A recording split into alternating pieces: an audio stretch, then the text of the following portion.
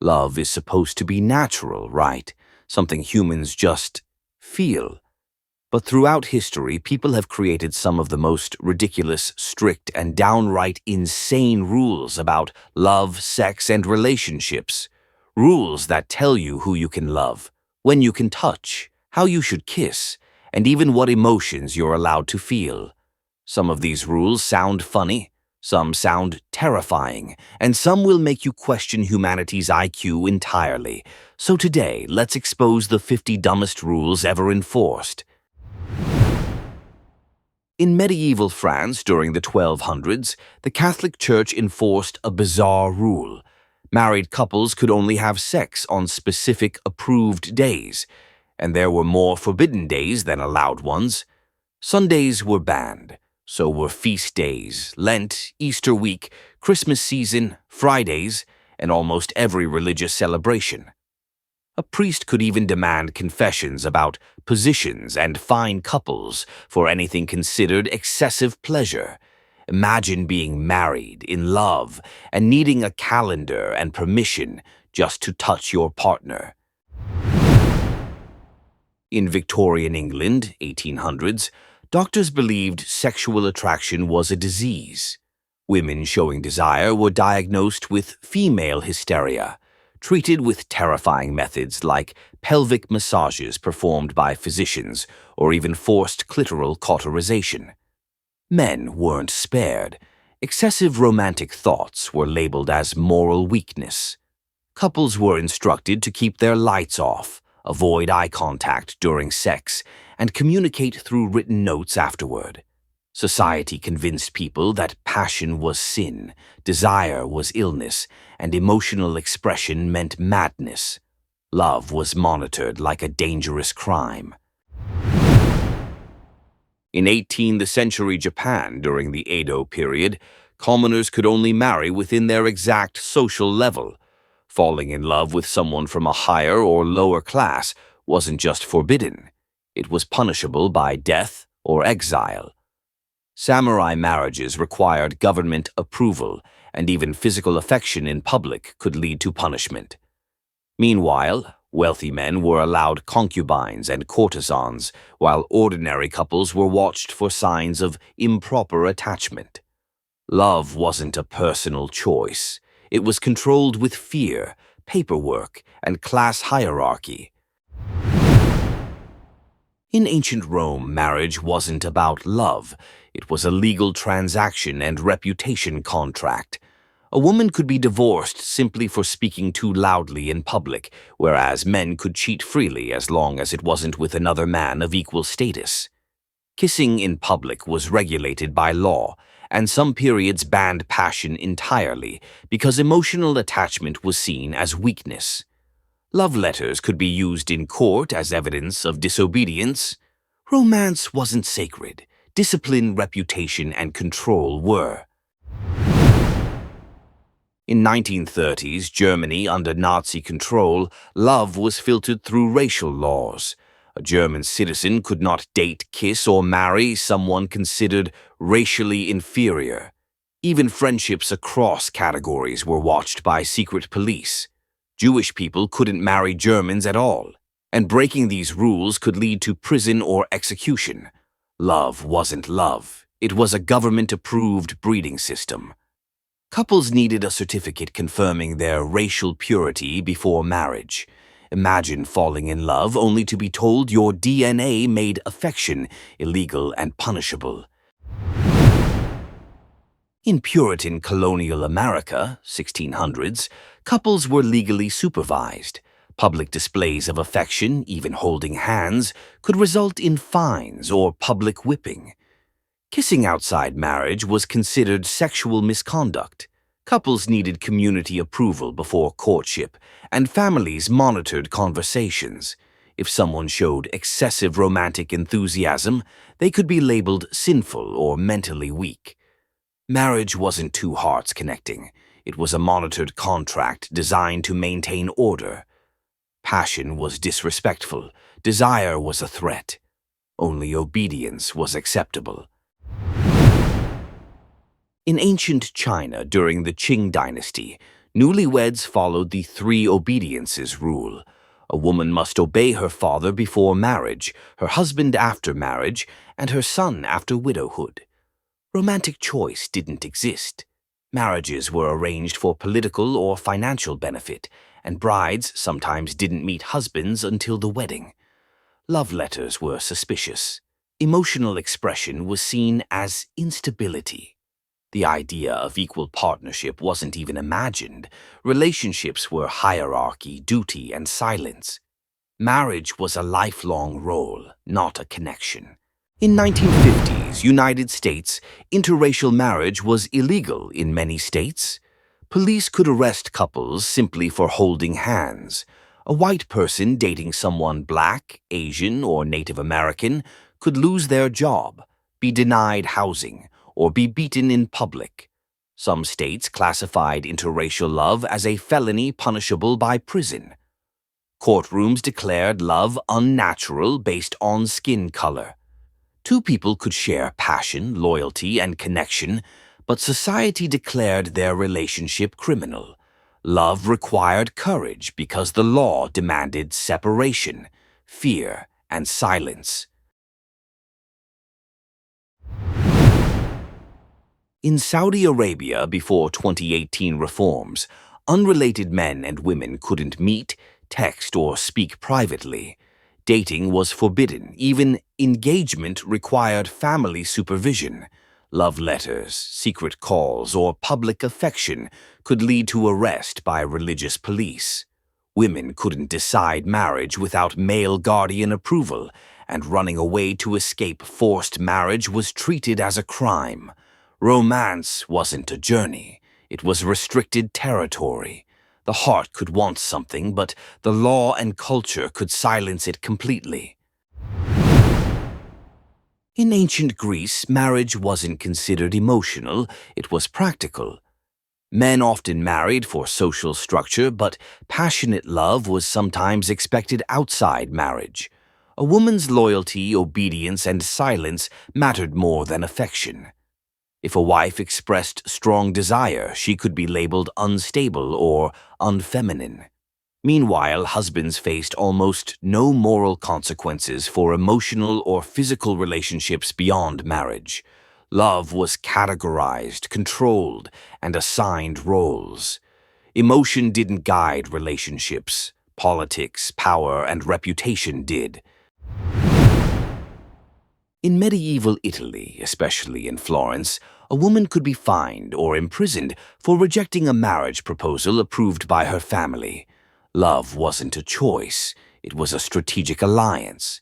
If a woman secretly loved someone outside the agreement, the man could be exiled or publicly tortured. The law even stated a married woman must love, honor, and obey. But emotional affection wasn't required, only compliance. Saying no wasn't rude, it was illegal. The heart wasn't allowed to speak. In ancient Egypt, marriage was considered a business contract meant to maintain property lines. A woman's virginity had legal value, and breaking this rule could result in public humiliation or banishment. Love poems existed, but emotional connection was separate from marriage duties. Couples weren't supposed to show affection publicly. It was considered undignified. Even during intimacy, passion was seen as a risk to self-control. Marriage wasn't built on love. It was built on inheritance, social order, and controlled behavior. In Soviet Russia, 1920s, 1950s, romance was seen as a distraction from loyalty to the state. Public kissing was discouraged, marriage paperwork was prioritized over emotional bonding, and expressing desire was considered bourgeois weakness. Divorce required harsh interrogation, and infidelity could result in job loss or government surveillance. Couples weren't encouraged to love. They were expected to reproduce and contribute to the regime. The idea of soulmates was replaced by duty, responsibility, and ideological loyalty. Love wasn't intimate, it was regulated. In Renaissance Spain, the Catholic Church introduced confession rules, where couples had to report their intimate acts to priests. If a woman enjoyed sex too much, she could be accused of witchcraft. Lust wasn't just sinful, it was evidence of devil's influence. Men were allowed dominance, but emotional expression from women was suspicious. Romance was overshadowed by fear, surveillance, and superstition. Love wasn't private, it belonged to religious authority. Desiring your partner too deeply could ruin your life. In 19th century Sweden, a rule called Aktens Kapstillstand required a man to pass a financial inspection before marriage, meaning even if a couple was deeply in love, the government could deny them permission if the man wasn't considered economically stable. A poor man could wait years or forever. Couples caught kissing without engagement approval could face fines. Marriage wasn't emotional. It was practical, measurable, and state-approved. Two hearts could belong to each other, but without money. The law declared the relationship invalid. In ancient Persia, families arranged marriages for political alliances, and love was considered dangerous because it could interfere with duty. Couples weren't allowed to choose based on emotion, and brides were sometimes chosen before adolescence. Husbands could take multiple wives, but a wife showing jealousy could be punished financially or socially. Romantic expression wasn't celebrated. Obedience was. The idea of marriage for love was viewed as foolish, unstable, and irresponsible. The heart was not trusted. The structure of society was.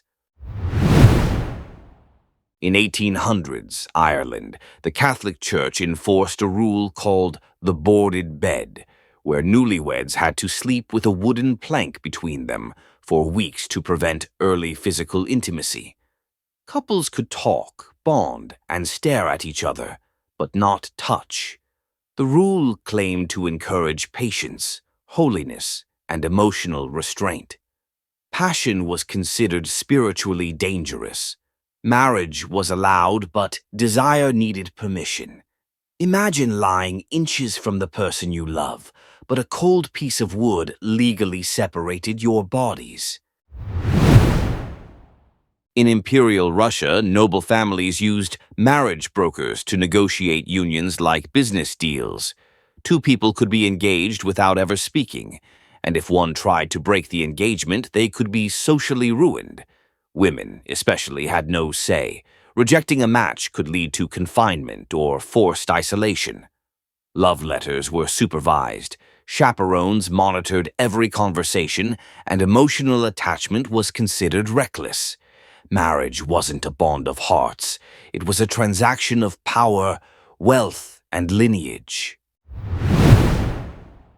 In 1870s United States, the Comstock laws made discussing sexual health, birth control, or even romantic desire illegal.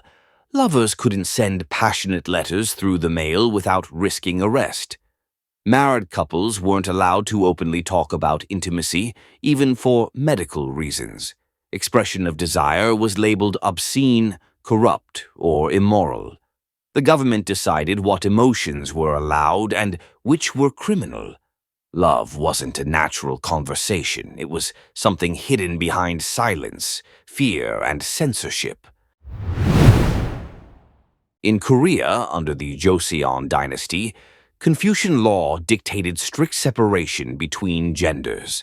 Men and women weren't allowed to socialize freely, and marriages were arranged based on family rank, not emotional choice. Even after marriage, couples sometimes slept separately to maintain dignity and restraint. A woman showing desire could be labeled improper or dishonorable. The heart wasn't celebrated, virtue was. Love existed quietly, privately, and sometimes painfully. Marriage followed structure and hierarchy, not connection or mutual desire. In ancient Mesopotamia, love was considered unpredictable and dangerous, so marriages were arranged based on astrology and omens. If a couple showed too much affection before marriage, priests could declare the relationship spiritually unbalanced. Some cities required couples to sign oaths, promising not to pursue passion without divine approval.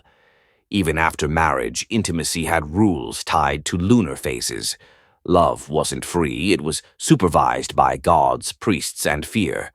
Emotion was unpredictable, so society tried to cage it with ritual and superstition. In 1940s Japan during wartime, romantic love was labeled selfish because it distracted from duty to the emperor. Public displays of affection were banned, and even holding hands in public could be criticized. Marriages were encouraged only if they produced strong future soldiers. Love letters were censored, and sentimental expressions were considered emotional weakness. Dating for passion instead of patriotic purpose was frowned upon. The heart had no priority, the nation did. Love wasn't intimate or personal. It was supposed to be functional and obedient. In ancient Mayan civilization, marriage was arranged by a designated community matchmaker. Couples weren't allowed to choose partners freely, and love before marriage was considered disruptive to family order. Newlyweds had to follow rituals that restricted physical intimacy for periods determined by priests. If a couple displayed too much affection publicly, they could be viewed as disobedient to tradition. Marriage wasn't based on compatibility or emotion, it was a cultural assignment. Love could exist, but only after structure and ceremony were completed. In medieval Ireland, a strange law existed. A woman could divorce her husband for being unfaithful, but only if she caught him with another woman of equal social status. If he cheated with someone lower class, it wasn't considered adultery. Meanwhile, a woman showing desire outside marriage was considered morally corrupt. Passion inside marriage was tolerated, but emotional attachment outside it was criminal. Love wasn't balanced or mutual. It was a hierarchy of rights, privileges, and double standards built into law. In 1960s China, during the Cultural Revolution, romantic relationships were discouraged as bourgeois distractions. Couples couldn't express affection openly, and marriage approval required workplace committees and political loyalty reviews. Love letters were risky, emotional poetry was discouraged, and dating could be seen as rebellion. Emotion wasn't private, it belonged to ideology. People learned to mute their feelings so their loyalty appeared pure. Romance required secrecy, courage, and sometimes sacrifice. The heart beat quietly because society demanded silence and obedience. In ancient Sparta, love was irrelevant. Strength and duty mattered. Men lived in military barracks until age 30 and could barely see their wives during that period. Marriage existed only to produce strong children, and emotional affection was seen as weakness. A husband sometimes had to sneak into his home at night to avoid being seen prioritizing family over military loyalty. Passion wasn't encouraged, discipline was. A romantic bond was almost considered a threat to national power, stability, and Spartan identity. In 1900s Philippines, under strict Catholic influence, couples couldn't go on private dates. Instead, they practiced harana, where a man sang outside a woman's window while her family supervised. Even touching hands before marriage could be scandalous. Kissing was unacceptable unless a wedding was already planned. Romance wasn't spontaneous. It was formal, monitored, and ritualized. The heart wasn't allowed freedom. It had to perform tradition first. Love wasn't a personal journey. It was a negotiated family project. In ancient Aztec culture, marriage required strict ceremonial approval, and love before marriage wasn't encouraged. Once married, public affection was viewed as disrespectful, and showing jealousy could be considered emotional instability. A couple was expected to prioritize community duties over personal emotions. While love poems existed, they expressed longing rather than partnership. Marriage wasn't emotional connection, it was a responsibility with structured roles. Love could develop later, but only within the limits tradition carved. Emotion came after order, never before. In Victorian-era America, a strange belief spread that too much kissing damaged health and morality. Manuals advised couples to treat affection like a controlled medicine, precise, limited, and emotionless. Women expressing desire were labeled improper, while men showing emotional softness were mocked. Couples were encouraged to focus on duty rather than passion. Romantic excitement was considered psychologically dangerous.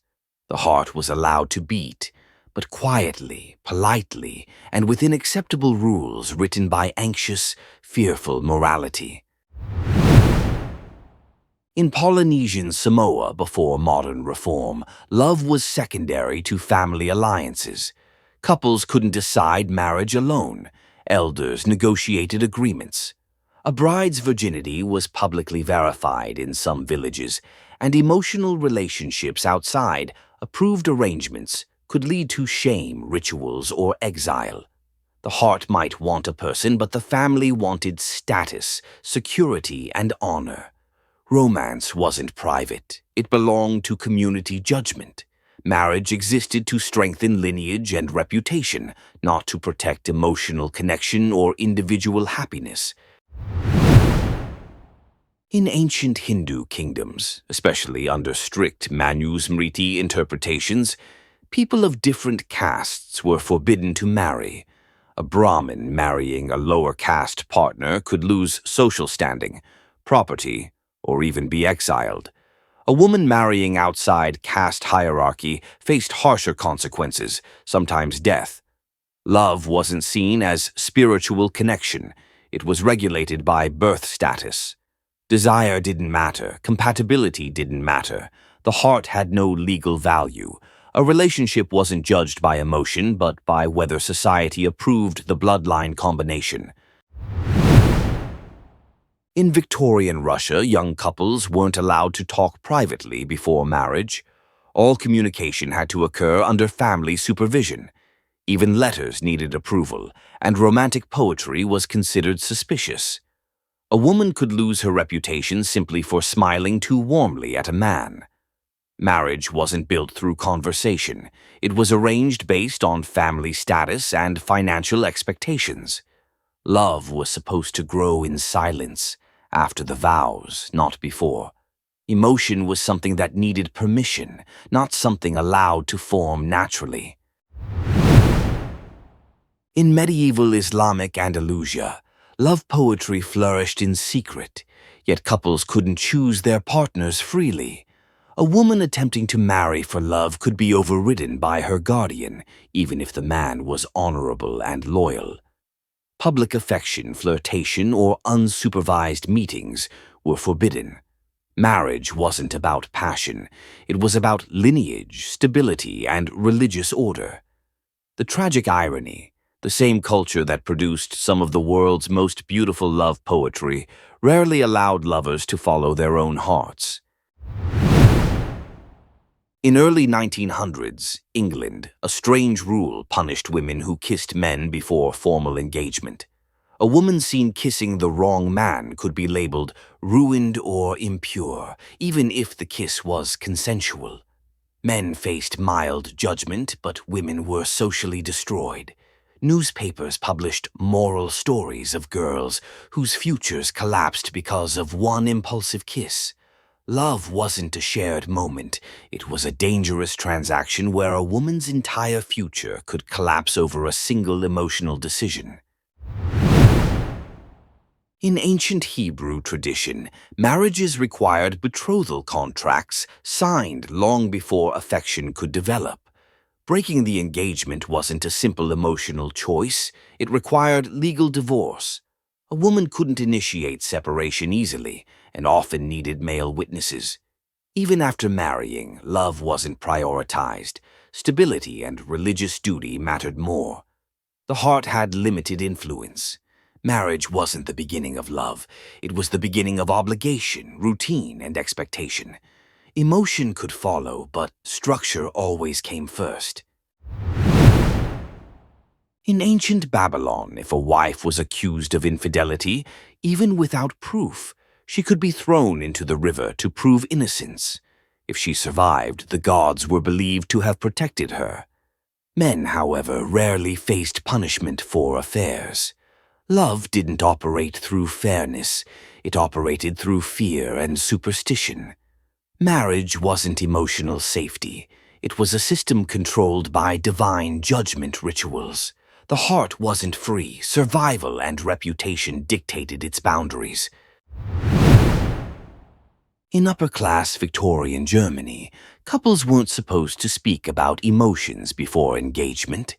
A man asking a woman if she had feelings was considered scandalous.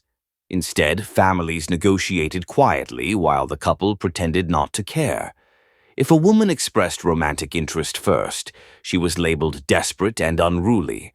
Love wasn't conversation. It was waiting silently for permission. The heart wasn't an active participant. It was a polite shadow waiting behind etiquette, rules, and cultural expectations. In ancient Babylon, if a wife was accused of infidelity, even without proof, she could be thrown into the river to prove innocence. If she survived, the gods were believed to have protected her. Men, however, rarely faced punishment for affairs. Love didn't operate through fairness. It operated through fear and superstition. Marriage wasn't emotional safety. It was a system controlled by divine judgment rituals. The heart wasn't free. Survival and reputation dictated its boundaries.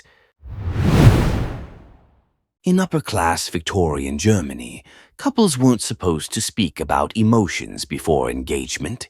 A man asking a woman if she had feelings was considered scandalous. Instead, families negotiated quietly while the couple pretended not to care. If a woman expressed romantic interest first, she was labeled desperate and unruly.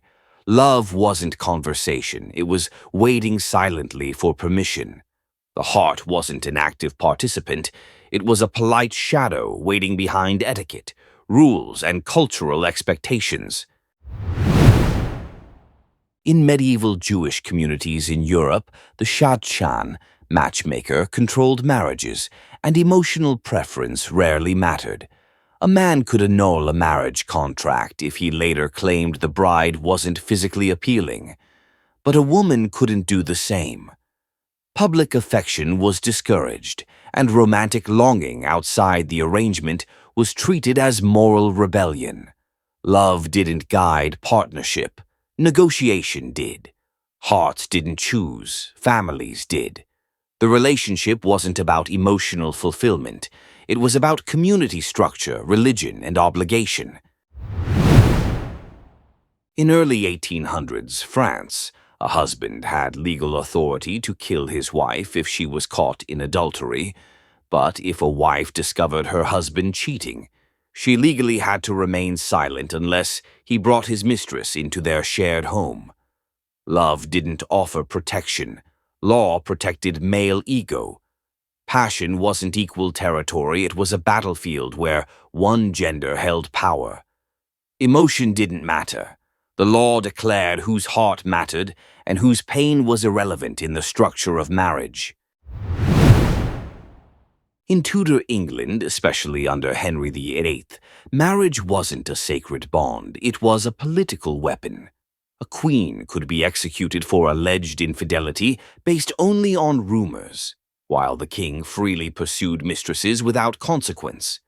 Love didn't determine marriage. Strategy did. A woman showing independence or emotional loyalty to someone else could lose her status or life. Marriage wasn't partnership. It was survival within unpredictable power. Emotion was a risk. Devotion wasn't romantic. It was demanded. In traditional Tibetan culture, a strange rule existed. One woman could marry multiple brothers in a practice known as fraternal polyandry. Love had no say. Family wanted to prevent land division. A woman might share a marital bed with men she didn't love, and emotional attachment to one brother could destabilize the system. Jealousy wasn't allowed. Romantic preference didn't matter. Marriage served economic stability, not emotional connection. The heart had to adapt to duty, not desire. Love wasn't chosen, it was rearranged. In medieval Ethiopia, a wife could be divorced simply if the husband declared he no longer wanted her, emotionally, even without wrongdoing. Meanwhile, a woman needed witnesses, proof, and religious approval to escape abuse or neglect. A husband's word carried the weight of law. Romance, loyalty, or shared years didn't matter. Marriage wasn't emotional unity. It was legal possession. The heart could break silently, while the system demanded obedience, resilience, and acceptance of unbalanced emotional justice. In North Korea today, couples must obtain government permission before marriage. The state investigates family background, political loyalty, and class rank. Love letters, private messaging, or secret dating are discouraged and sometimes punished. Marriage isn't emotional. It's ideological alignment. Even after wedding, affection in public is tightly controlled. Love doesn't belong to individuals. It belongs to the regime. Two hearts may want each other, but the government acts as gatekeeper, deciding whether their future exists or disappears under political judgment. In ancient Yemen, men could divorce their wives by speaking a single phrase, "I repudiate you," repeated 3 times. No paperwork, no emotional closure, just repetition. Women had almost no ability to leave, even in cases of abuse. Love wasn't partnership, it was conditional belonging controlled by speech. Marriage could end in seconds, yet heartbreak lasted forever. A vow meant less than authority and gender expectation. The heart had no legal shield, just silence. In old rural Greece before modernization, young women weren't allowed to be seen walking alone or speaking to a man publicly before marriage.